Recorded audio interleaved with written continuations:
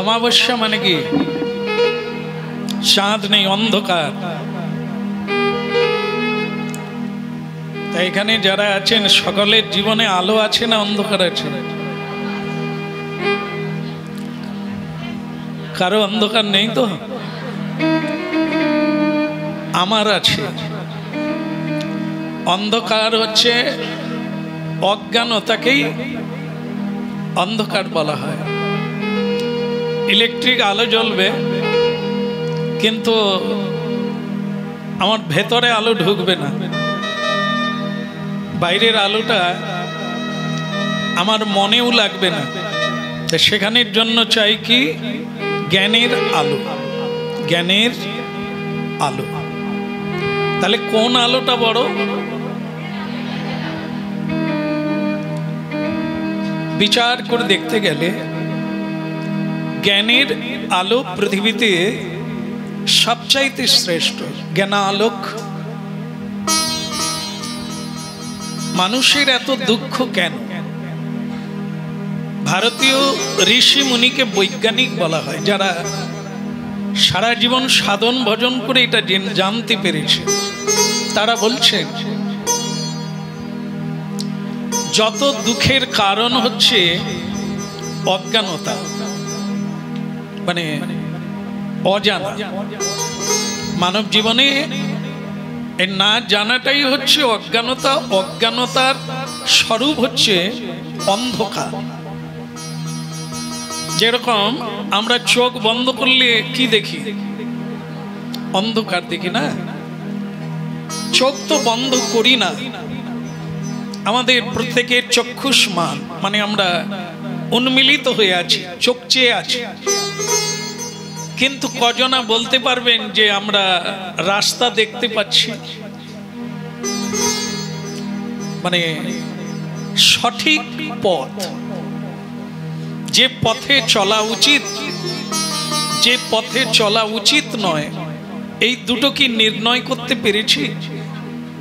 কোনটা পথ কোনটা বিপদ, এটা তো আমরা এখনো দেখতে পাই না। তার মানে জেনে নিতে হবে আপনি অন্ধ, চোখ থেকেও আপনি অন্ধ। সামনেই স্কুল আছে কিন্তু আপনি লেখাপড়া শিখলেন না, তা আপনি মূর্খ হবেন না পণ্ডিত হবেন? দোষ কার? স্কুলের না আপনার?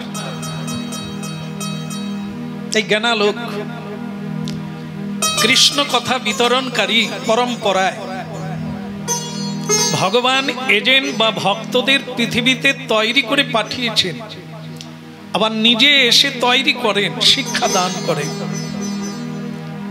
তা আমাদের দরকার সেই চৈতন্য লোকে, সেই জ্ঞানালোকের স্কুলে পড়তে হবে,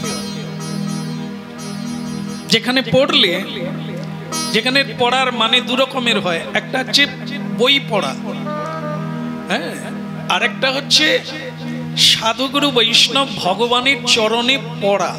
পড়া মানে প্রণাম করা, আত্মসমর্পণ করে পড়া, যে আমি আপনার চরণে পড়ে গেলাম, রাখেন না রাখেন জয় ইচ্ছা তোমার। তখন কি হয়? দায়িত্বটা ওনার উপরে পড়ে যায়। আর আমরা যখন প্রণাম করে বলি আমাকে এটা দেন, আমাকে এটা কৃপা করুন, ওটা কৃপা করুন, সেখানে অনেকটা বাকি থেকে যায়, বলার বাকি থেকে যায়। সেই ফাঁক দিয়েই আমরা মায়ার জালে জড়িয়ে পড়ি। এই জন্য শ্রী চৈতন্য মহাপ্রভু কলিকালের মানুষকে দুই হাত তুলে হরিনাম করতে বলেছেন। দেখেন না, মহাপ্রভু হাত তুলে আছেন সব জায়গায়। এর মানে খুব সুন্দর যে মহাপ্রভু বলছেন হাত তুলে হরি বল বল। তো যদি কেউ প্রশ্ন করে প্রভু হরিনাম করব ঠিক আছে, কিন্তু হাত কেন তুলবো? তখন মহাপ্রভু বলছেন যে এই হাত তোলার মানে হলো আত্মসমর্পণ। আত্ম মানে কি? নিজে, নিজেকে আমি সমর্পণ করে দিলাম ভগবানের চরণে। প্রশ্ন, নিজে কোনটা? মানে মনে করুন শ্যামসুন্দর দাস অধম কীর্তনিয়া, ক্ষুদ্র কীর্তনিয়া, তা উনি কোনটা? আপনারা কি দেখতে পাচ্ছেন শ্যামসুন্দরকে? হ্যাঁ দেখছেন? না না, ভুল বললেন। আমি তো পোশাক পরে আছি, আমাকে দেখবেন কি করে? আমি তো ঢাকা আছি। সেটা কি?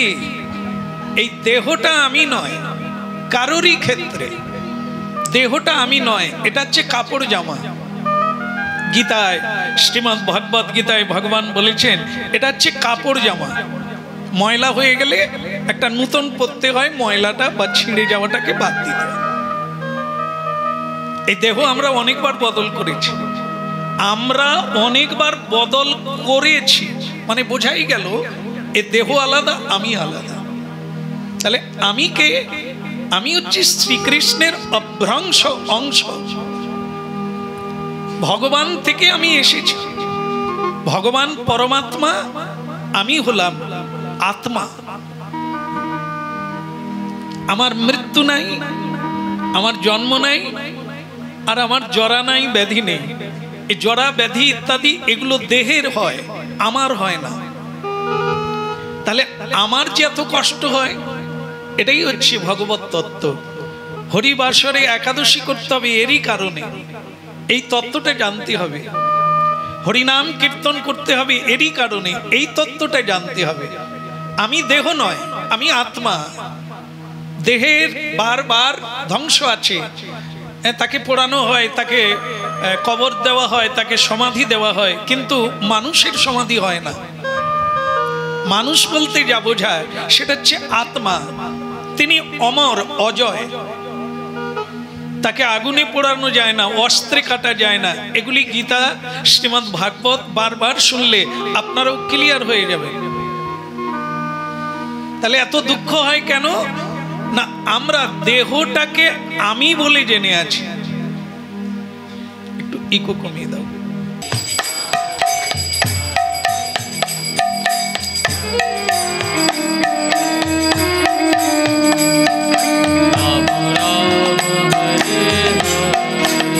বলো রাধা রানী কি নিদাই। তাহলে আবরিত হয়ে আছে যেটা, সেটা আমি, দেহটা আমি নয়। যারা আমরা আমার দেহ বলি বা দেহের সঙ্গে সংযুক্ত, তাদেরকে কষ্ট পেতে হয়। এটাই হচ্ছে অজ্ঞানতা, এটা অজানা। খুব ধ্যান দিয়ে শুনবেন, আপনাদেরই লাভ হবে। তো সেটা এরই নাম অজ্ঞানতা, এরই নাম দুঃখের কারণ। যতক্ষণ দেহের সঙ্গে যুক্ত থাকবো, তাহলে কি হবে? তখনই আসবে আমার পত্নী, আমার স্বামী, আমার পুত্র, আমার কন্যা, আমার বাড়ি, এগুলোও এসে যাবে। বাড়ি ভেঙে গেলে কাঁদবেন, স্ত্রী কটু কথা বললে কাঁদবেন, পুত্র খেতে না দিলে কাঁদবেন, বাবা তিরস্কার করলে পুত্র কাঁদবে, বৌমা কাঁদবে। এগুলি সব দেহের কারণ, এই অজ্ঞানতা। যখন আপনি জানবেন আমি দেহ নয়, আমি হচ্ছে আত্মা, আর আমার পরিচয় হচ্ছে আমি কৃষ্ণের দাস, তাহলে আপনার দাবি কারো কাছে থাকবে না, কারোর জন্য আপনার কষ্ট হবে না। সংসার ভেঙে গেল কি জোড়া লাগলো, আপনার কোনো যায় আসে না, কারণ আপনি এসেছেন অতিথির মতো। যেমন কোনো আত্মীয় এলে সে কি দুঃখ পায় যে তোদের বাড়ির এক কোণা ভেঙে গেছে? দুঃখ পাবে কি? না না, সে বরং দেখবে যে খাওয়ারে কি বলে, যে কাটলেট, বিরিয়ানি এসব দিল কিনা। আমার বাড়িতে গেলে কত খরচা করি, এরা পোকা বেগুন দিয়েই সেরে। তা আত্মীয়রা এদিকটা দেখে, আপনার বাড়ির কোথায় কি হলো ওটা দেখে না, কারণ ওটা দেখার নয় তাদের। অতিথি তো এসেছে, চলে যাবে। তাহলে আমরা এত দেখি কেন? আমরা কি এই বাড়ির লোক? আমরাও তো এসেছি। আবার না, এটা ভুল বলা হলো। কে কে যাবেন না হাত তুলুন তো। সে কি কথা, সবাই যাবে? তাহলে তো মিলে গেল। আপনারা জানেন যে এটা আমাদের, বলুন একবার মুখ দিয়ে বলুন, বাড়ি নয়। যাক, বাঁচা গেল যে আর কেউ বাড়ি যাবেন না,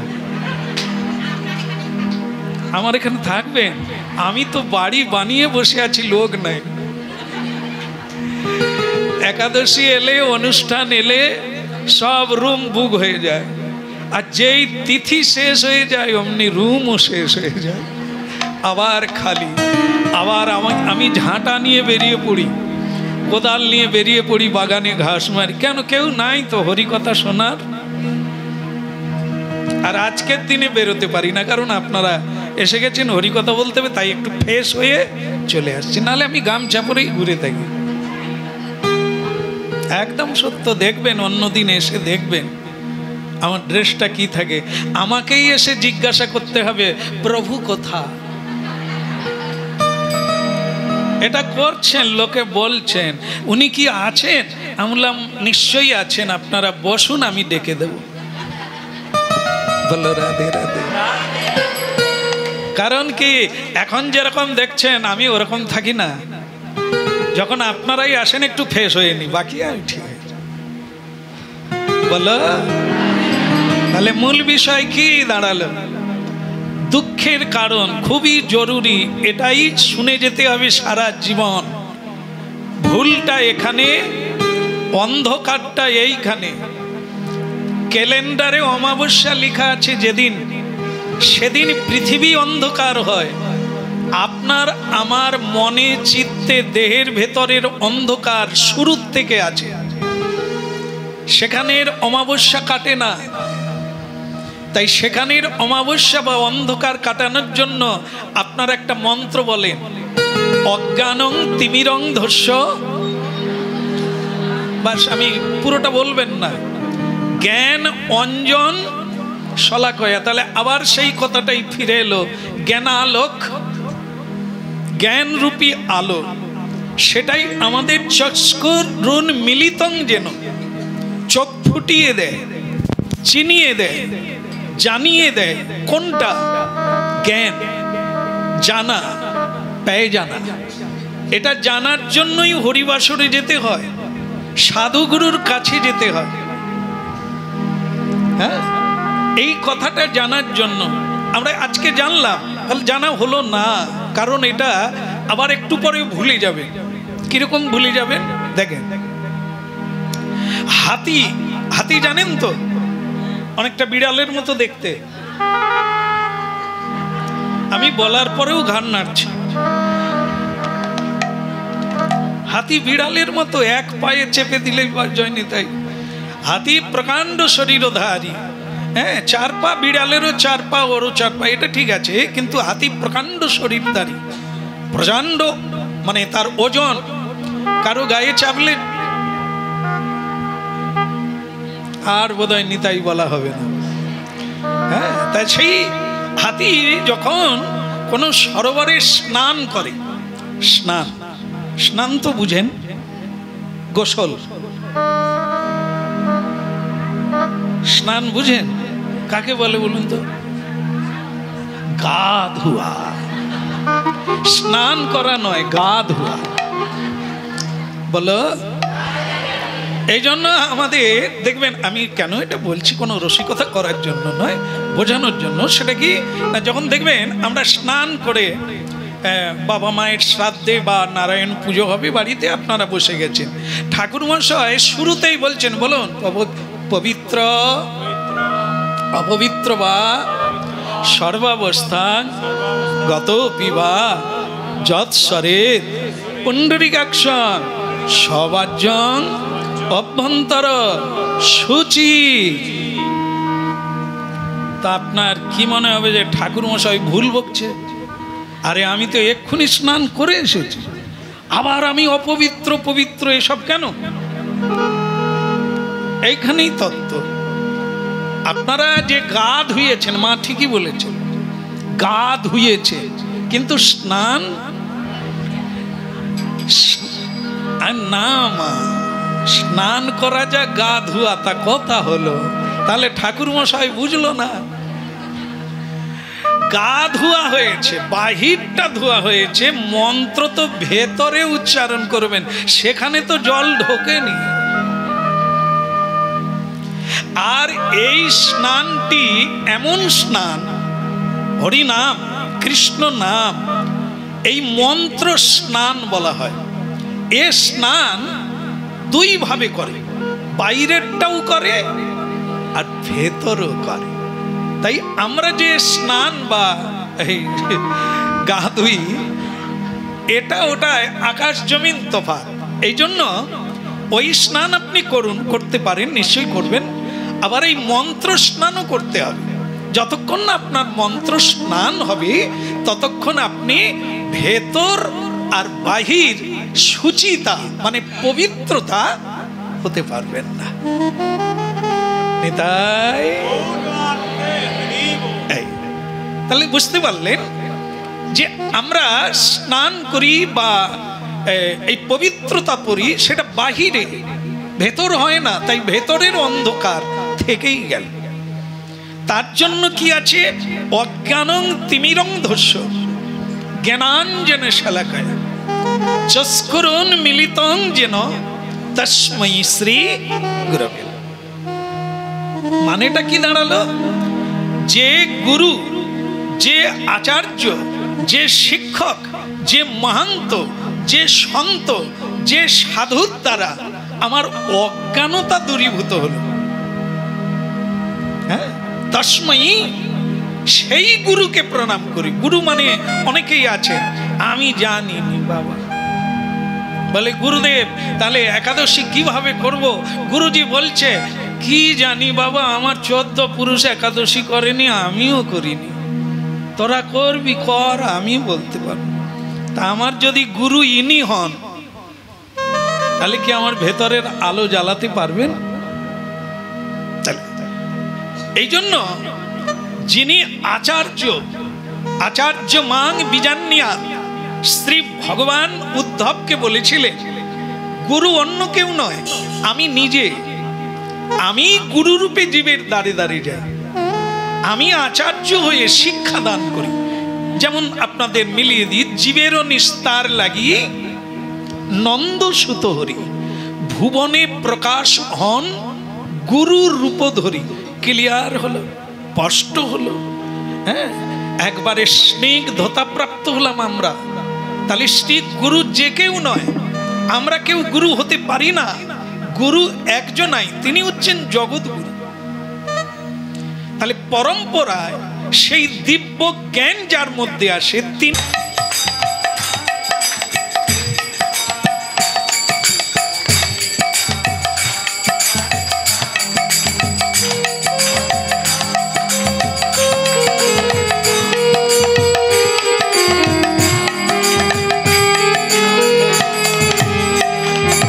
बोलो राधे राधे, प्रेम से बोलो,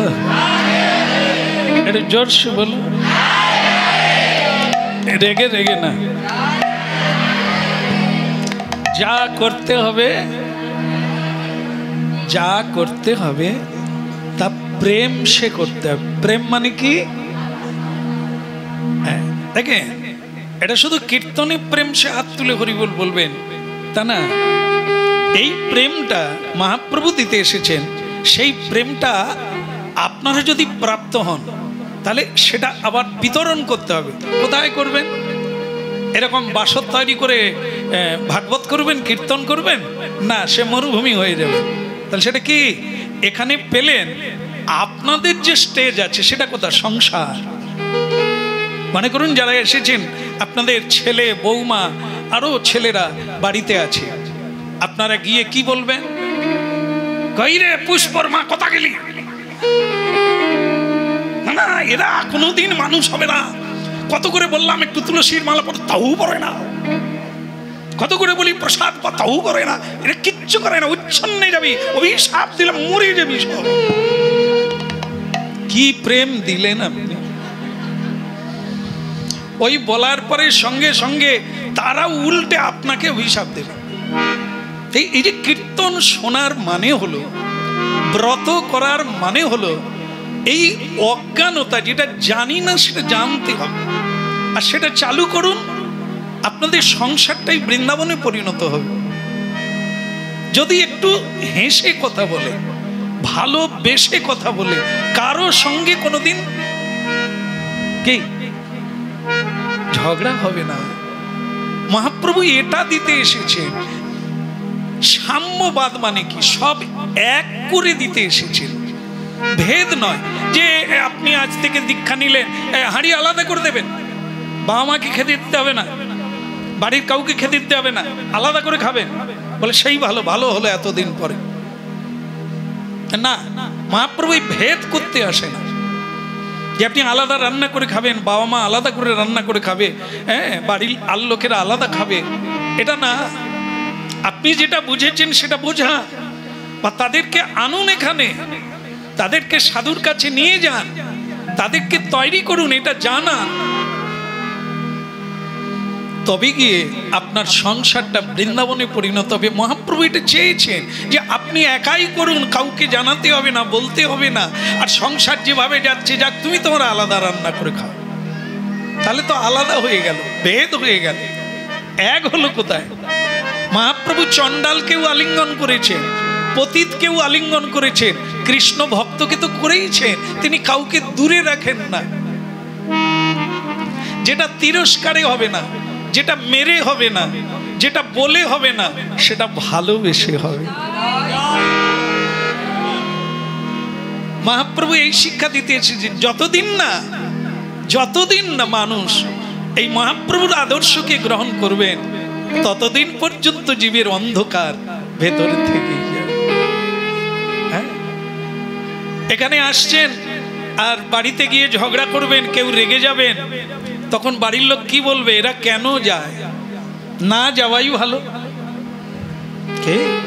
আমরা যাই না, আমাদের ক্রোধ থাকবে, আমাদের হিংসা থাকবে, ভুল থাকবে, কিন্তু যারা যাচ্ছে তারা তো ঠিক থাকবে। এ কথাগুলো আসছে, আপনাদেরকে শুনতে হচ্ছে। কেন শুনবে?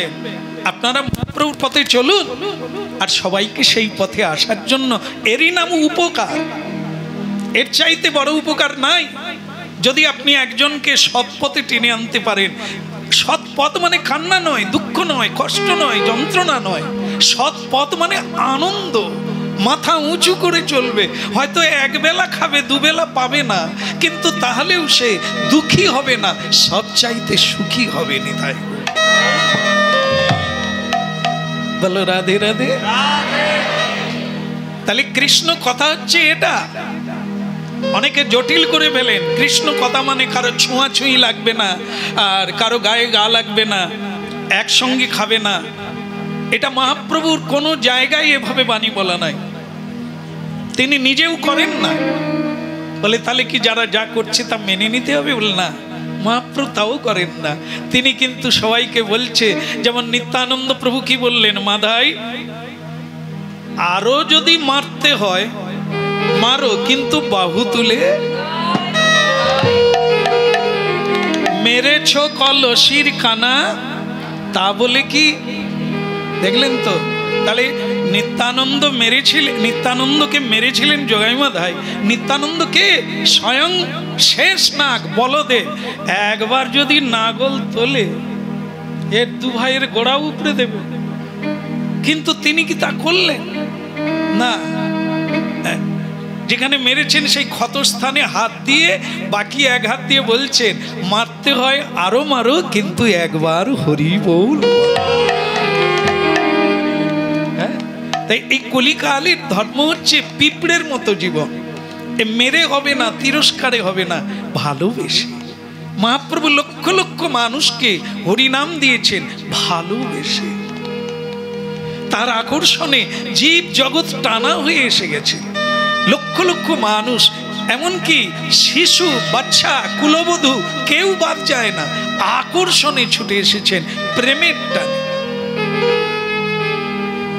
এই হরিনাম শ্রবণ করতে করতে, শ্রীহরির চিন্তা করতে করতে, তার মহিমা জানতে জানতে, তার কথা শুনতে শুনতে আপনার হৃদয় কি হবে? তার হৃদয় নির্মল ভেল, নির্মল হবে। এইসব গ্লানি ময়লা দূরীভূত হবে। এটা হচ্ছে হরিনামের লক্ষণ। যেমন ঔষধ খেলে রোগ ভালো হয়, হরিনাম করলে হৃদয় নির্মল হয় আর বৈরাগ্য এসে যায়। শ্রীমদ্ ভাগবতে এক অজ্ঞান নাশন লীলা শুনুন।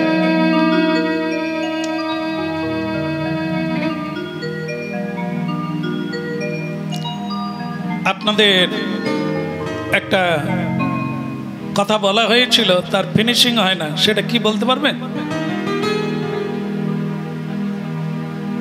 আপনাদের মনে আছে কারো? হাতি কি বলছিলাম? যাক, এর জন্য প্রণাম যারা যারা বললেন। আগে আমাদের যিনি মাইক বাজাচ্ছেন সে মনে রেখেছে। হাতির কথা বলছিলাম যে একজন বিরাট হাতি, তো সে যখন সরোবরে স্নান করে তখন সরোবরের অবস্থাটা কি হয়? এমন স্নান করে না, ওই বডিটা একবার নাড়লেই মানে ঢেউ লেগে যেন পাড় ভাঙে ভাঙে অবস্থা, উথাল পাতাল। কিরকম স্নান করছেন, এত স্নান করছেন।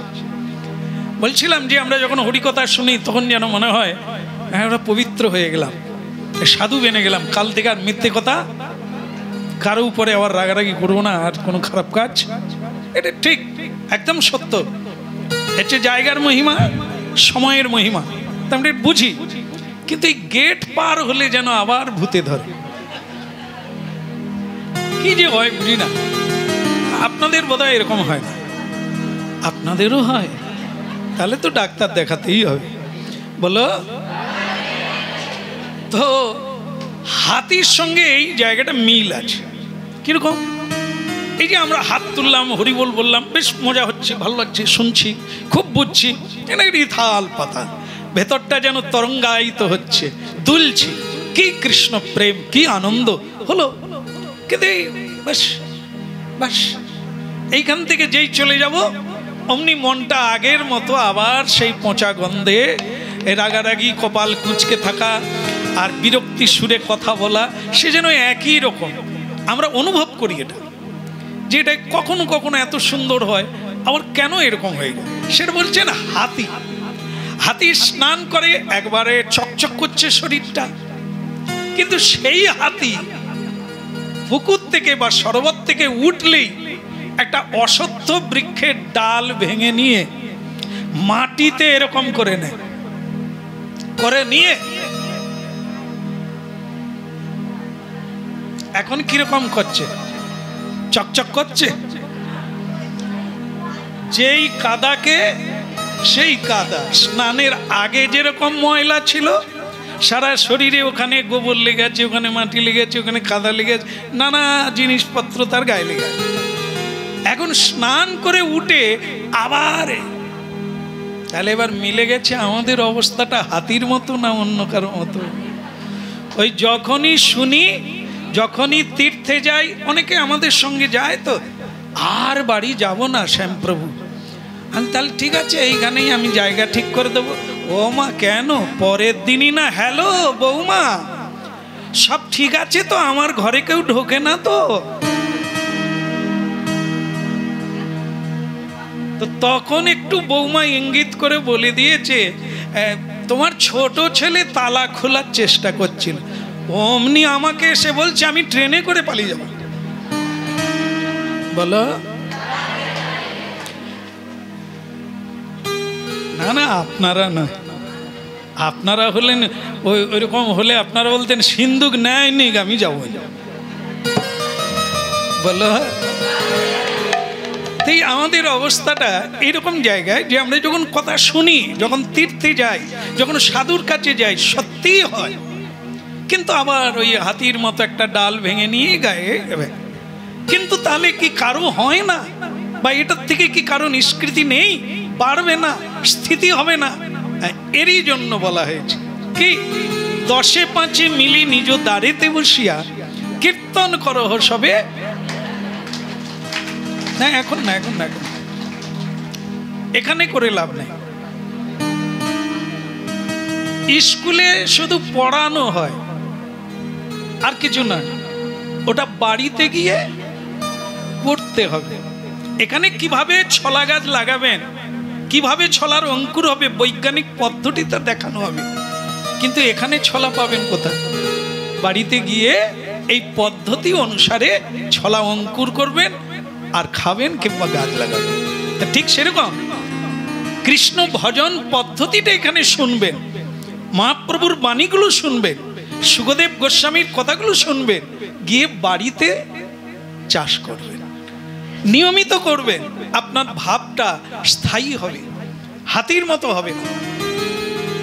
প্রতিদিন যদি স্নান করেন, তাহলে এবার মিলছে স্নানটা কি না, মন্ত্র স্নান।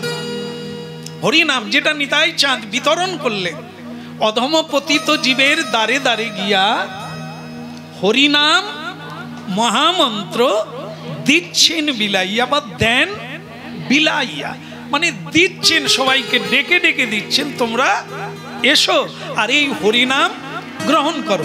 কেন? হরিনামের মধ্যে কি আছে না, আপনারা ধনী বেনে যাবে, প্রথম হচ্ছে গরিবী হাঁটে যাবে, অভাব মিটে যাবে। আরেকটা কি হবে, যে কুপ্রবৃত্তির স্বভাব, সে স্বভাবের পরিবর্তন হবে। হরিনামে প্রথমত অভাব মিটে যাবে, এটা একেবারে সত্য। শুধু মিলানোর অপেক্ষা আপনাদের কাছে, আপনারা নিজেদের জীবন দিয়ে মিলাবেন। হরিনামে অভাব মিটে যায়। এবার কিরকম অভাব? যেমন দেখেন, এখন আপনাদের কারুরই অভাব মিটে না। আগে অভাব ছিল, এখন অনেক রোজগার করেছেন, কিন্তু এখনো আপনি বলছেন আমার কিছুই হলো না, মানে আপনি আরো চাইছেন। এটা কি? এটা অভাব আগের থেকে আরো বাড়ছে না কমছে? বলো, তাহলে বেড়ে গেছে। তাহলে এই অভাবটা মিটে যাবে কিভাবে? এখানেও সেই একই কথা, অজ্ঞানতা। আপনার ভুলটা যায় না বলে আপনি এত পেয়েও সুখী হতে পারেন না, আপনি দুঃখী হয়ে আছেন। বলো রাধে রাধে। কি সুন্দর কথা দেখেন, একবারে ঘরের মানে কি বলবেন, যেটা হচ্ছে কি যে আপনার এই ভান্ডারিয়া মানে প্রত্যেক বাড়িতে একটা ঘর থাকে, যেটাকে বলে ভাড়ার ঘর। মানে সব দামি দামি জিনিসপত্র বা উদ্বৃত্ত জিনিস সব সেই ঘরে থাকে, সেটা অন্য কেউ ঢুকবে না। বাড়ির গিন্নিমা, বাড়ির মালিক ছাড়া কেউ জানবে না। যা লাগবে সেই ঘর থেকে বেরোবে। কিন্তু মুশকিল হলো, আত্মীয় এসে গেছে, কিছু জিনিস লাগবে, আটা লাগবে, সুজি লাগবে, ময়দা লাগবে, তেল লাগবে, ডালডা লাগবে, সবই লাগবে, কিন্তু গিন্নিমার আঁচলে যে চাবি ছিল সেটা হারিয়ে গেছে। বাইরে যারা আছে বলুন একবার রাধে রাধে। মনে করেন চাবি হারিয়ে গেছে, কি করবে? আত্মীয়রা বলছে তাহলে এবার আসি, মানে 12টা বেজে গেছে, তারা তখনও জল খাবারও, তারা কি বলবে খাবার টাবার হচ্ছে না চলে যাব, এটা বলবে কেউ? আমার মতো লোক হলে বলে দেবে, কিন্তু আপনারা তো সম্মানী লোক না, তাহলে যাই, আবার আসবো একদিন। এই 12টার সময় আত্মীয় এই কথা বলছে, আপনি তখন কি বলবেন? না, তখন গৃহী যার চাবি হারিয়ে গেছে সে তখন বলছে, ইনিয়ে বিন কিছু মনে করো না, সব আছে, কিন্তু চাবি নাই। তা বলে তোরা আবার কাউকে এরকম বলিস না যে খেতে, এরা কি বলবে? হ্যাঁ দিচ্ছে, খেতে তো দেওয়া হলো না। সে খালি বার বল, দেখো কিচ্ছু অভাব নাই জানো, সবই আছে, কিন্তু বলো ঠিক আমাদের জীবনটা তাই, সব আছে, ছেলে আছে, মেয়ে আছে, টাকা আছে, পয়সা আছে, ডিজাইন করা বাড়ি আছে, ব্যাংক ব্যালেন্স কি নাই, কিন্তু তবু যাকেই দেখে তাকেই ধরে বলে কি যে করি, কালকে 2টো ট্যাবলেট খেয়েও ঘুমাতে পারি, টেনশন টেনশন। তার মানে কি সব আছে, এই চাবিটা আধ্যাত্মিক তত্ত্বের হচ্ছে জ্ঞান, সব আছে, আপনার কোনো অভাব নাই। জ্ঞানে অজ্ঞানে 1 সেকেন্ডের ব্যাপার। আর এক জো একটা মাপ, সেই 1 জোর যতটা সীমান্ত, যতটা দূরত্ব, আমাদের ফারাক ততটা। এখনই দুঃখী আমি, এখনই সুখী হয়ে যেতে পারি, শুধু জ্ঞান পেয়ে যান, জেনে নিলে আপনি এক্ষুনি ডগমগ হয়ে যাবেন। আরে তাই, আরে যা যা যা যা, কি মুশকিল, আমার চিনতেই পারি না, বলো, ধরে রাখুন, আমি আসবো আবার হাতির কাছে। এক জমিদার বাড়িতে গুরুদেব আসার কথা, তাই জমিদার তো এগিয়ে যায় না কোনোদিন, লোক পাঠিয়ে দিয়েছে, একটা নদী আছে পার হয়ে এপারে আসতে হবে। মাঝিকে বলে দিয়েছে গুরুদেব এলেই তাকে নিয়ে আসবি। কেমন, ঠিক আছে, আমার বাড়ি পর্যন্ত পৌঁছে দিবি। বহুদিন পরে গুরুদেব আসছেন, তো গুরুদেব ঘাটে এসে গেছে, মাঝি খালি এর। গুরুদেব কোন দিকে গেল রে বা, সারা দিনটা কামাই করে বসে আছি। হঠাৎ একজন পুটলি নিয়ে, ব্যাগ ট্যাগ আছে, শিখা সূত্র সবই আছে। আরে বাপ, সন্ধ্যা হয়ে গেছে রে, তুই আমাকে একটু ওপারে নিয়ে যাবি? যত সব ভিখারি। তো আমার এমনি মাথা খারাপ, গুরুদেবকে নিয়ে যেতে বলছে, তাকে দেখতে পাইনি, সে এসে বলে আমাকে নিয়ে যাবে। যান যান যান, ও কত গাছের গোড়া গিয়ে বসে থাকুন, সকাল হলে যাবে, আমি নিয়ে যেতে পারবো। তো সে গুরুদেব আবার বলে, বাপ রে, পয়সা করি নাই সেরকম, তোকে তুই কিছু চাইলে দেব, তুই বল কি লাগবে, কিন্তু আমাকে ওপারে একটু পৌঁছে দেবো। আরে বললাম না, হবে না। তো হবে না তো তুই নৌকা নিয়ে বসে আছিস? বলে ও গুরুদেব যাবে।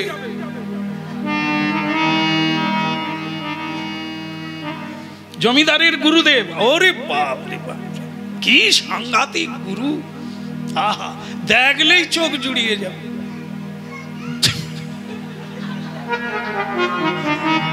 সে তখন বলে, তার তো জমিদার বাবুর গুরুদেবের নাম কি? বলে তার নাম হচ্ছে কৃষ্ণ প্রসাদ গোস্বামী। বলে ওরে, আমি সেই হতভাগা। সে তখন আর কি করে, গামছাটা গলায় দিয়ে একবার ঢাং করে পড়ে গেছে। অমনি কান্না কাটি, গুরুদেব আমাকে ক্ষমা করে দেন, আমি আপনাকে চিনতে পারিনি, আমার ভুল হয়ে গেছে, আপনি যে তিনি, আমি কি করে যাবে। এইবার গুরুদেব তখন নৌকায় বসে বসে বলছে, হ্যাঁ রে, সেই তুই পায়ে পড়লি, তোকে অত অনুরোধ করলাম, তুই নৌকা খুললি না কেন? সে বলে, আসলে আমি জানতাম গুরুদেব মানে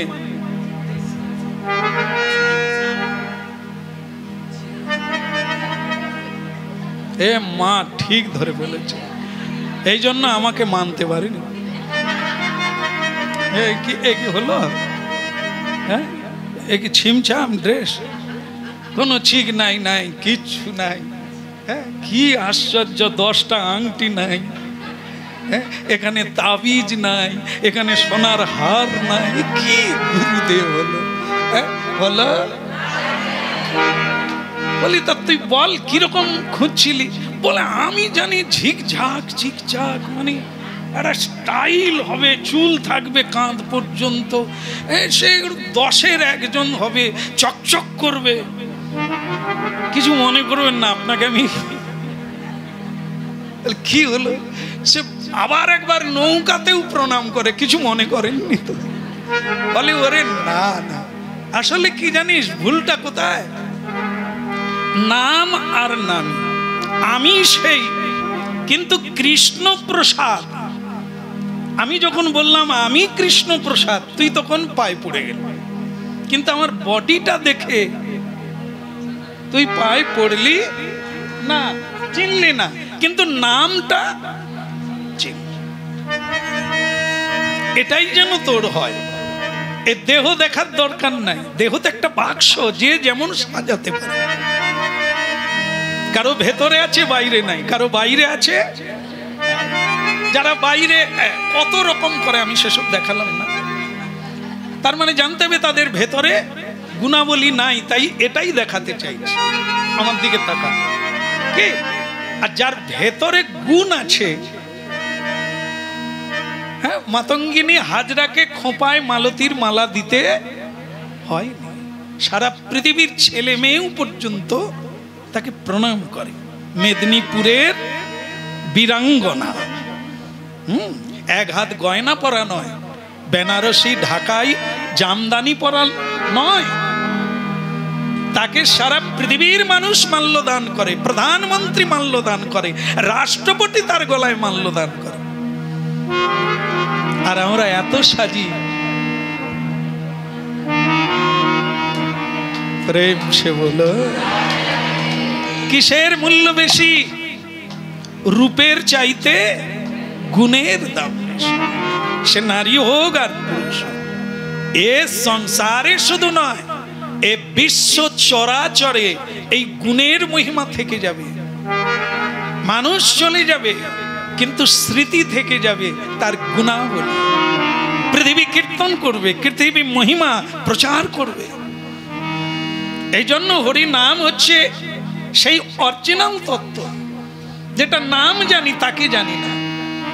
হ্যাঁ, গুরুকে কিভাবে চাইছিল কিন্তু তিনি তা নন।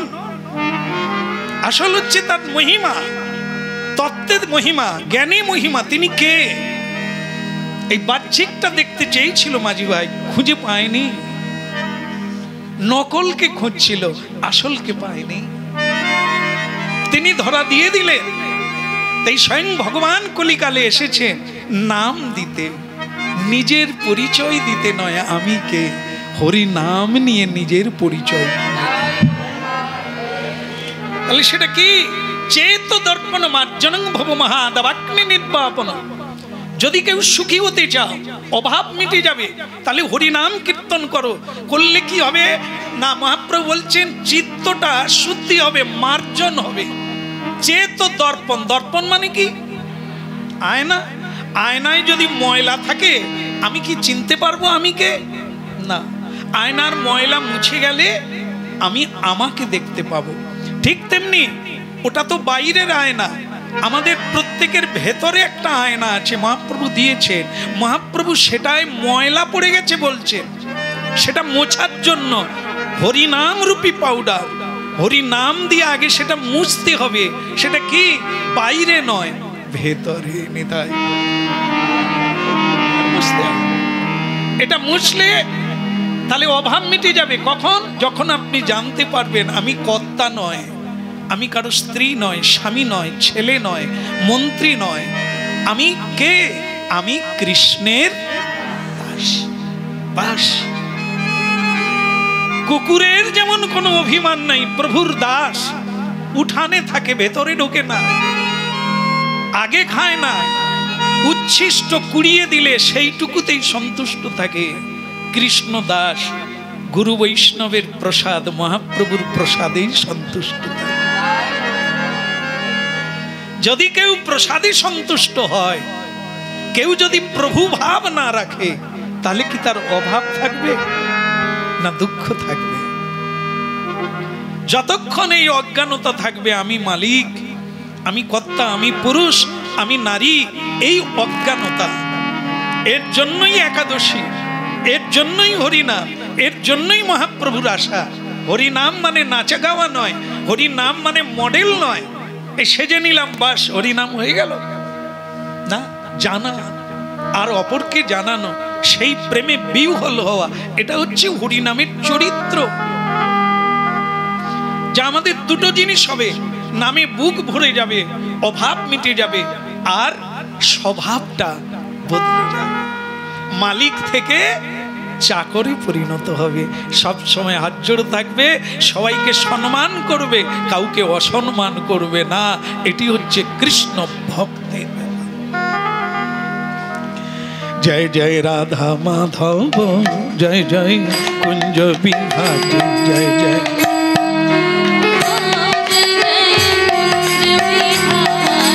রাধা মাধব, জয় জয় কুঞ্জ বিহারী।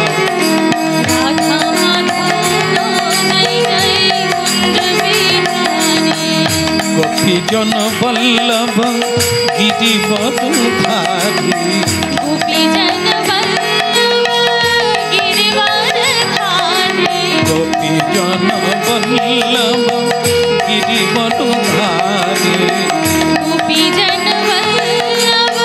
গিরিবরধারী। রাধা মাধব জয় কুঞ্জ বিহারী, রাধা মাধব জয় কুঞ্জ বিহারী। যশোদানন্দন ব্রজ জনরঞ্জন, যশোদানন্দন ব্রজ জনরঞ্জন।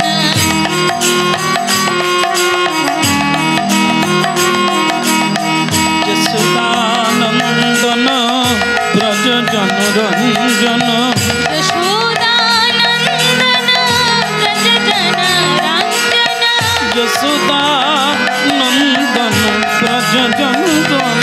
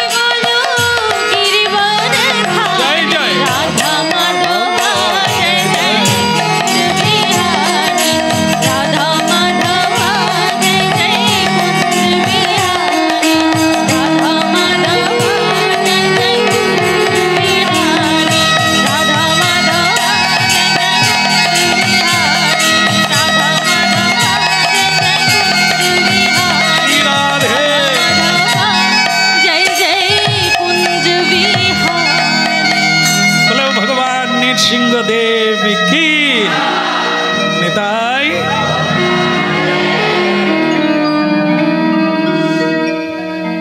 শ্রীমদ্ ভাগবতে এক হাতির কথা আছে। শ্রীমদ্ ভাগবতে এক হাতির কথা আছে। সে হাতি অন্য কেউ নয়, যিনি মানুষ ছিলেন তিনি হাতি হয়ে গেলেন। এখানে ছবি দেওয়া আছে, শেষে দেখবেন, সবাই দেখতে পাবেন না হয়তো। আমার শ্রী গুরুদেব এই বিশেষ বিশেষ কিছু লীলাবলী বারবার বলতে, এই জন্য সেই দৃশ্যগুলো কে তুলে রেখেছি শ্রী গুরুদেবের বাণী স্মরণ করব। এখানে তার একটি লীলার ছবি দেওয়া আছে। এও হাতি, মানুষ ছিল, হাতি হয়ে গেল। হরিকথা শুনতে হবে কেন না, উনি কোন দোষে হাতি হয়ে গেলেন, আমরা সেই দোষগুলো করছি না তো। যদি করি তাহলে আমরা কি হব? হাতি হলে তো অনেক ভাগ্য ভালো হতো, গাছপালা ভাঙা যেত। হাতিরও অনেক দাম, তাই না? কিন্তু অনেক জীবজন্তু আছে, তাদের কোনো দাম নাই। অন্য লোকে টুক করে মারে, তাই না? বলো।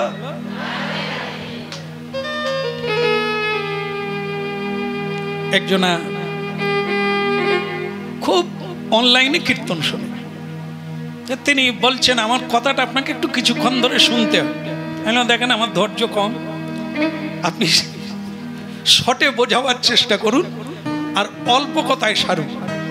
শোনো, আপনার সব কীর্তন আমি শুনি, শুনে যেটা বুঝলাম ওই হাতি আসবে। আমি ভেবে দেখলাম মুরগির দাম অনেক। আমার তখন ধৈর্য যাচ্ছে চুটে, যে প্রশ্ন মুরগি দিয়ে শুরু হলো। তো বলে আমার ভালো লাগে, মুরগির দাম অনেক। কেন? মুরগি লোকে কিনে খায়, কিন্তু মানুষকে কিনে খায় না।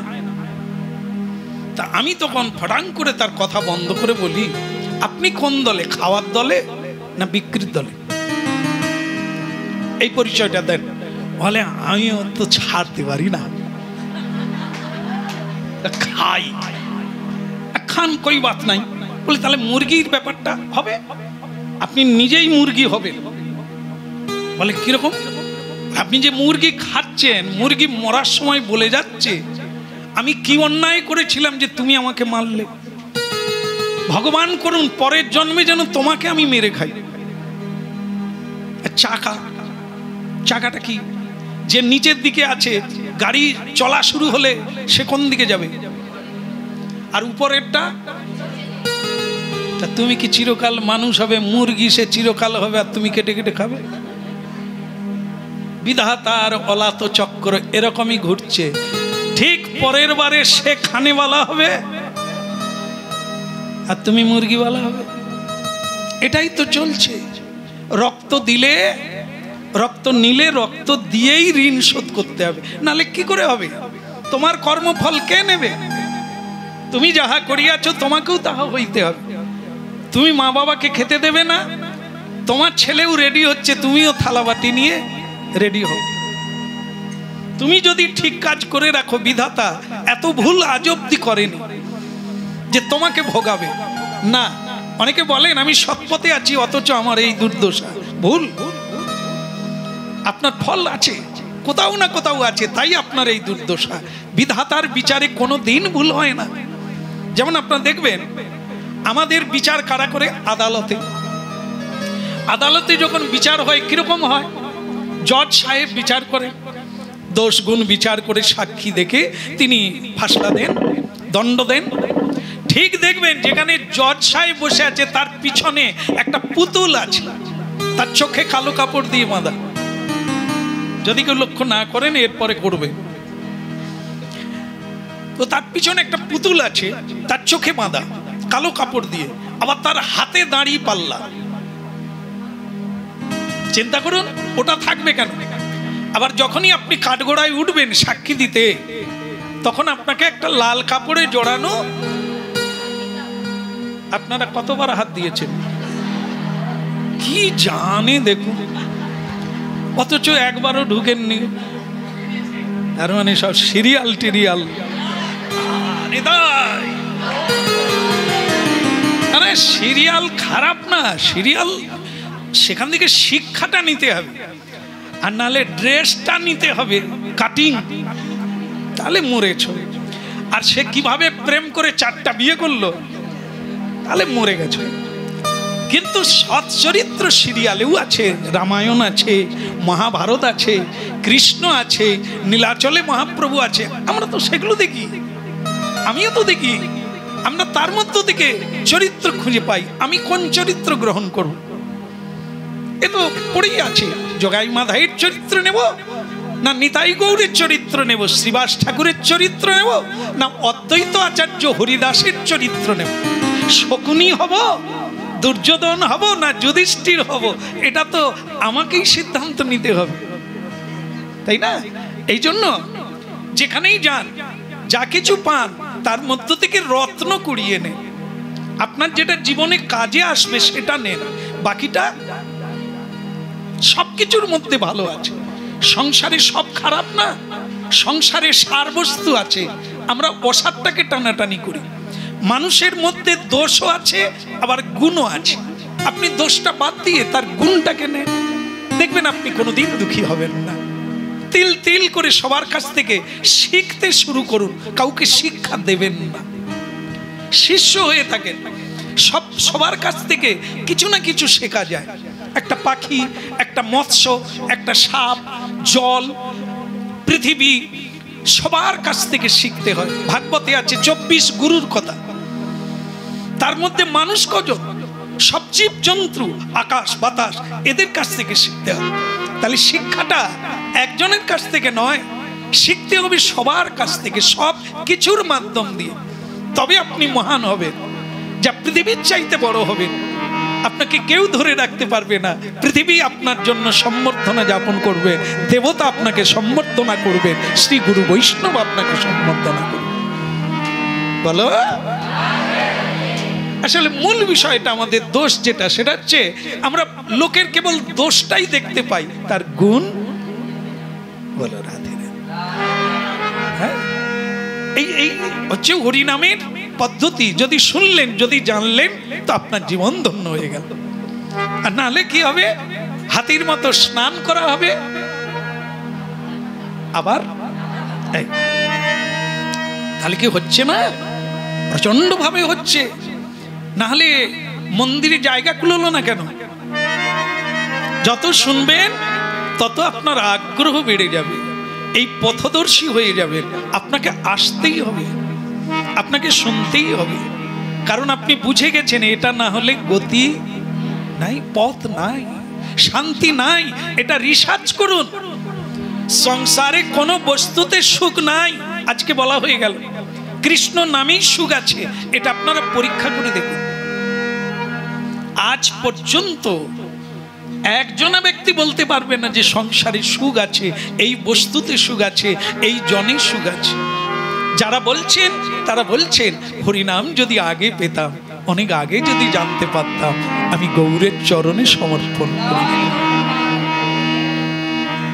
এই জন্য গুরুত্বপূর্ণ দিয়ে যদি না শুনবেন, জীবনের কালিমা মোড় কোনো দিন সোজা হবে না। কারণ এর পথ হচ্ছে স্বয়ং ভগবান দেখাতে এসেছেন। আমরা যদি দেখি পথ পাবো, না হলে আধারে অমাবস্যা আমার জীবনে কাটবে। তাহলে ঘোড়ার কথা বলছিলাম, কেন সাধু সঙ্গে থাকতে হয় দেখেন। আমি ভুলে গেছি, আপনারা ভুলেন, মনে করিয়ে দিলেন। এই জন্যই সাধু সঙ্গের এত মহিমা। সাধুরাই মানে ও পথ নয় তোমার জন্য বাবা, ওটা পশুদের পথ, তোমার পথ নয়, এটা মনে করিয়ে দেন। এই যে আমি ভুলে গেলাম, আপনারা স্মরণ করিয়ে দিলেন। তাহলে হাতির কথা হচ্ছিল। আমি বলছিলাম যে হাতি একজন মানুষ ছিল, হাতি হয়ে গেল। দেবতা ছিল, বৃক্ষ হয়ে গেল। রাজা ছিল, সাপ হয়ে জন্ম নিল। সবই ভাগবতী প্রমাণ। যাকে কালী ও নাগ বলেন, তিনি একজন রাজা ছিলেন ধার্মিক, তিনি সাপ হয়ে গেল, সাপ হয়ে জন্ম নিল, কালী ও নাগ। যারা দুজন দেবতা ছিল, কুবেরের পুত্র, তারা যমলার্জুন হয়ে বৃন্দাবনে জন্ম নিল। তাহলে এই যে দেখা গেল, দেবতা হোক, গন্ধর্ব হোক, কিন্নর হোক, মানুষ হোক, যেই হোক, অন্যায় করলে তার দেহ বদল হয়ে যাবে, জায়গা বদল হয়ে যাবে। হ্যাঁ, এই আমরা এই জন্যই কৃষ্ণ কথা শুনতে হবে। কি উচিত অনুচিত, জ্ঞান কোনটা, অজ্ঞানতা কোনটা, করা উচিত কোনটা, অনুচিত কোনটা, এটা যদি ভাবতে পারি, ভেবে যদি করি, পা ফেলি, তাহলে আমাকে কুকুর হতে হবে না, আমাকে বিড়াল হতে হবে না, সাপ হতে হবে না। হ্যাঁ, এই দুর্লভ মনুষ্য জন্ম পাবো। হ্যাঁ, স্বয়ং দেবতা ইন্দ্রকে শূকর হয়ে জন্ম নিতে হয়েছে। অপরাধ, অপরাধ কাউকে ক্ষমা করে না। তার অপরাধের জন্য আপনাকেই তার শাস্তি নিতে হবে, ওর ভাগ কেউ নেবে না। যে সংসারের জন্য আপনি মিথ্যা বলছেন, যে সংসারের জন্য আপনি লোককে ঠকাচ্ছেন, এই ঠকানটা তো নিজেই ঠকছেন। আপনাকে নিচে নেমে যেতে হবে। যারা ভাগ করে খেয়ে নিল, তারা কেউ যাবে না জেলে, জেলে আপনাকে যেতে হবে। এই মায়ার জেলে আপনি ঢুকবেন, আপনার জন্মটা নিকৃষ্ট জন্ম হয়ে যাবে। যেটা বলছিলাম, রাজা যদি ছিলেন, তাহলে হাতি হলেন কি করে? মন্দিরে, ভগবানের মন্দিরে পুজো করছে। রাজা খুব ধার্মিক, ভক্তি, হ্যাঁ, খুব নিষ্ঠার সহিত সকালবেলা উঠে অনেকে অনেক রকমের পুজো করেন, করেন না? কারো 1 ঘন্টা লাগে, কারো 5 মিনিটে হয়ে যায়, আবার কারো 2 ঘন্টা লাগে। এই নিয়ে সংসারে অশান্তি হয় না? আপনাদেরও হয়। আমাদের কাছে তো হাজার হাজার নালিশ আসে। এক মা, ভক্তিমতী মা, সে মন্দিরে ঢুকে গেলে আর তার বেরোবার কথা মনে থাকে না। এদিকে যিনি চাকরি যাবেন, তার রান্নাও হয় না, তার কোনো খাবারের ব্যবস্থা নেই। তো সে বলে, তুমি না হয় ঠাকুর নিয়েই থাকো, আমাকে আরেকটা বউ দাও। আরে তুমি যদি ঠাকুর নিয়ে থাকবে, তাহলে আমার রান্না করবে কে, আমাকে দেখভাল করবে কে? এরকম গন্ডগোল ঘটে যায়। এটা যে তার দোষ তা না। মন যখন কারো বসে যায়, 1 ঘন্টা হলো কি 2 ঘন্টা হলো, সে বুঝতে পারে না। এরকম আছে। আবার কেউ অলস আছে, চন্দন ঘুরে তো ঘুরে, ফুল তুলতে গিয়ে 45 মিনিট, যেন ফুলের গায়ে লেগে যাবে তাই আসতে। এগুলো হচ্ছে অলস ব্যক্তির কাজ। চলতে গিয়েও এরকম মেপে মেপে চলে। এদের তো ঘন্টার পর ঘন্টা লেগে যাবে জয়নিতা। আর ভালো অজুহাত পেয়ে গেল, পুজো শেষ হয়নি, তুমি বেড়ে খেয়ে না, বাস কথা খেয়ে যেই বেরিয়ে গেল, তোমার পূজা শেষ হয়ে গেল। বলো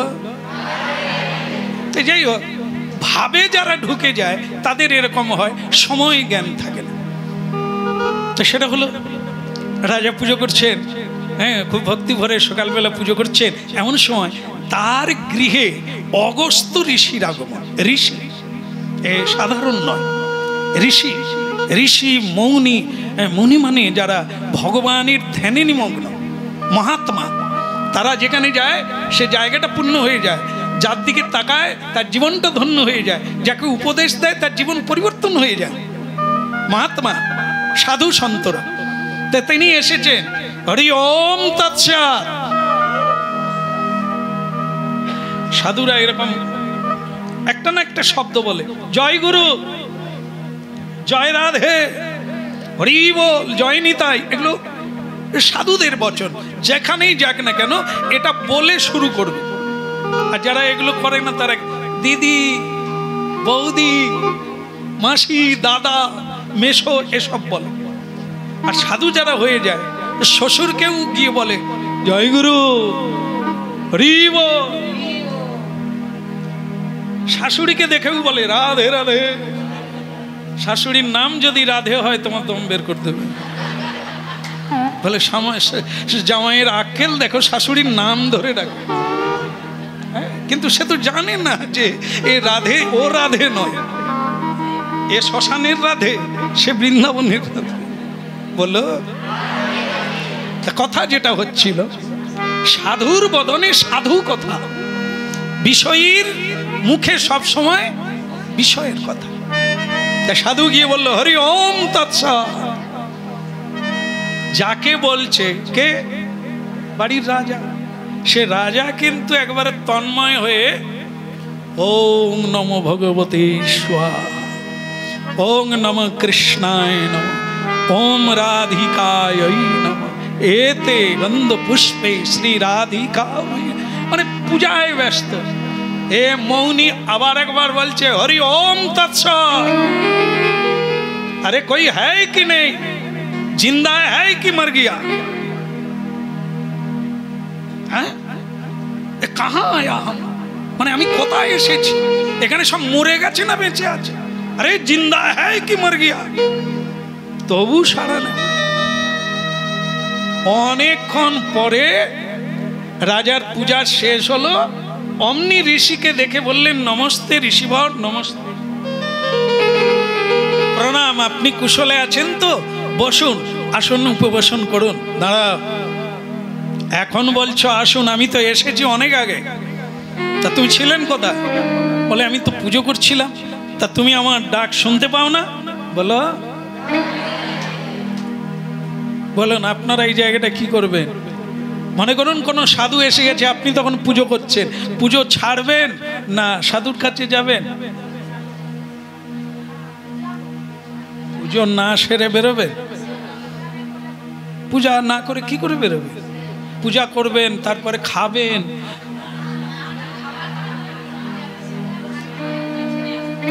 এর জন্যই হরিনাম শুনতে হয়। আমার পয়েন্টে পয়েন্টে কথা থাকলো, কেন হরিনাম শুন? হরিনাম শুনবেন মানে বাবাজি হয়ে গেলেন, মাতাজি হয়ে গেলেন না। নিরামিষ প্রসাদ খেতে শুরু করলেন মানে আপনি ভক্ত হয়ে গেলেন না। এগুলো বাহ্যিক, এগুলো নিজেকে তৈরি করার জন্য লাগে। এটাই বৈষ্ণবতা নয়, এটাই কৃষ্ণ ভক্ত নয়। কৃষ্ণ ভক্ত চরিত্র বদল হবে। খাওয়ায় বদল হলো বলে আপনার চরিত্র বদলে গেল তা না। আপনি তিলক দিয়ে দিলেন বলে আপনার স্বভাব বদলে গেছে তা না।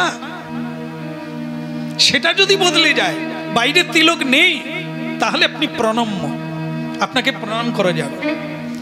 আর তিলক দিয়ে যার এখনো স্বভাব বদল হলো না, এখনো প্রণামের যোগ্য নয়, এখনো বৃক্ষ প্রতিষ্ঠা হয়নি। বলো, হ্যাঁ, কথায় কথা বাড়ে। কথা শুনছেন আপনারা, কথা শোনার জন্যই এসেছেন আপনারা। শুনুন, কি করা উচিত? এই উচিত অনুচিতটাই বলা হয় কীর্তনে, উচিত অনুচিতটাই বলা হয় শাস্ত্রে। উচিত অনুচিত আমাদের গুরুদেব উপদেশ দান করেন। আমার জীবনে কোনটা উচিত হবে, কোনটা অনুচিত হবে, কি গুরুত্ব হিসেবে গুরুত্ব দিতে হবে। যদি অন্য কেউ ডাকতো, সাধারণ আত্মীয়, সাধারণ ব্যক্তি এসে ডাকতেন কোনো প্রয়োজনে, পুজো শেষ করে বেরোন, বিপদ আপদ হলে পুজো বাকি রেখে বেরোন। কিন্তু সাধু সন্ত যদি এসে যায়, গোবিন্দের পূজা যদি অসমাপ্তও হয়, আপনি বেরিয়ে আসুন। কারণ গোবিন্দ তার পূজার চাইতে সাধুর পূজাকে বড় মনে করে। ভগবানের চেয়ে কে বড়? তাহলে আপনারা জানেন, এটা মাথায় রাখতে হবে। ভগবান এখানে অপরাধ নেবেন না, কিন্তু অপরাধ নেবেন সাধু। আপনি যদি তাকে না সম্বর্ধনা করেন, তার যদি সৎকার না করেন, সেখানে আপনার অপরাধ হচ্ছে। ভগবান আপনার অপরাধ নিচ্ছেন না, কারণ ভগবানই ভক্ত রূপে অচল ভগবান আর সচল ভগবান এসেছেন আপনার কল্যাণের জন্য। আপনার উচিত হবে আগে উঠে তার সেবা করা। উনি চলে গেলে আবার গোবিন্দ সেবা করা। এই জন্য শ্রী ভগবান কি বলছে, আমার পূজা বন্ধ হলেও কোনো দোষ নাই, কিন্তু গুরু পূজা বন্ধ করো না।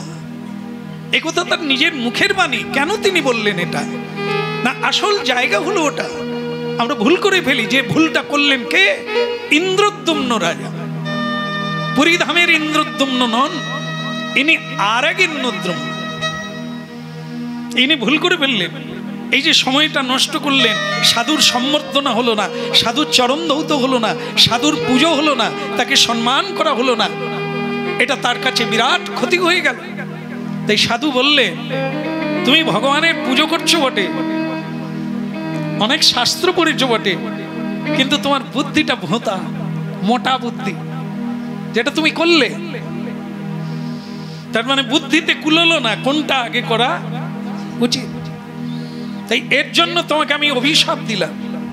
কারণ কি? অভিশাপটা কোনো ক্রোধের বস্তু নয়, অভিশাপ হচ্ছে দণ্ড। দিলে তারই কল্যাণ হবে, আর যদি না দেওয়া হয় ওই দোষটা চিরকাল থেকেই যাবে।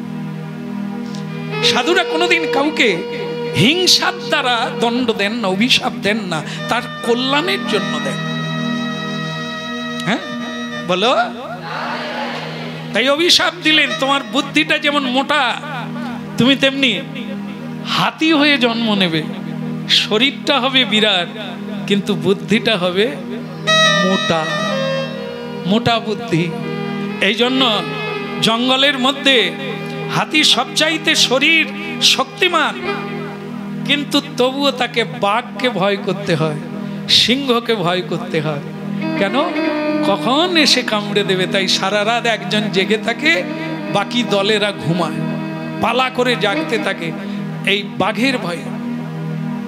বাঘ ছোট প্রাণী হাতির চেয়ে, কিন্তু হাতি তাকে ভয় করে। কেন না? বাঘের নিজের উপরে বিশ্বাস আছে, তার লক্ষ্য পথে শিকারে শুভ মানে দৃঢ়তা আছে, সে ত্যাগ করে না।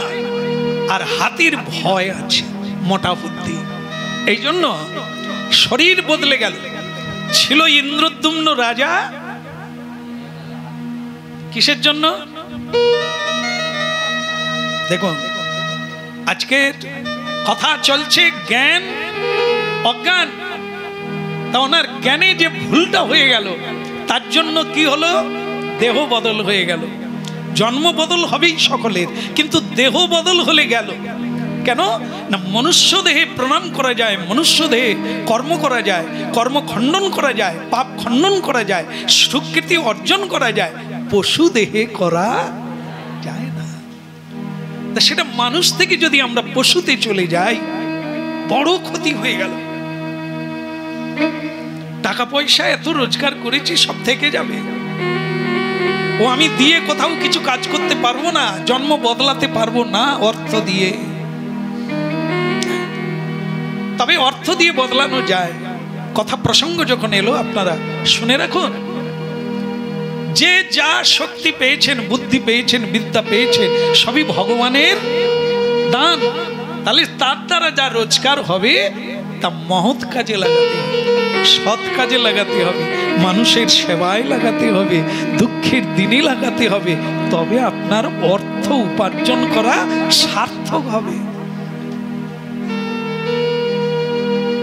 বিপদাপন্ন মানুষকে দিতে হবে, কাঙালকে দিতে হবে, অতিথিকে দিতে হবে, সাধুকে দিতে হবে, সৎ কাজে লাগাতে হবে, আর্ত মানুষকে দিতে হবে, আশ্রয়হীন ব্যক্তিকে দিতে হবে, অন্নহীন ব্যক্তিকে দিতে হবে। তবে আপনার উপার্জন করা অর্থটা সঠিক জায়গায় লাগবে। হ্যাঁ, আপনি বিরাট বিল্ডিং বানালেন নকশা করে, আরেকজনা সাধু মন্দির বানাবে ভগবানের জন্য, সাধু নিজের জন্য করে না। আপনার বাড়িতে এসেছিল, যা পারবেন একটু সাহায্য করুন গোবিন্দের জন্য, আপনি তাকে গালাগালি করে তাড়িয়ে দিয়েছেন। আপনার যদি 10 টাকা দান করতেন, সেটা কি কাজে লাগতো? আর আপনি কি কাজে লাগিয়েছেন? আপনার ঘরে কারা বাস করছে? যারা আপনারই শিকড় কাটছে।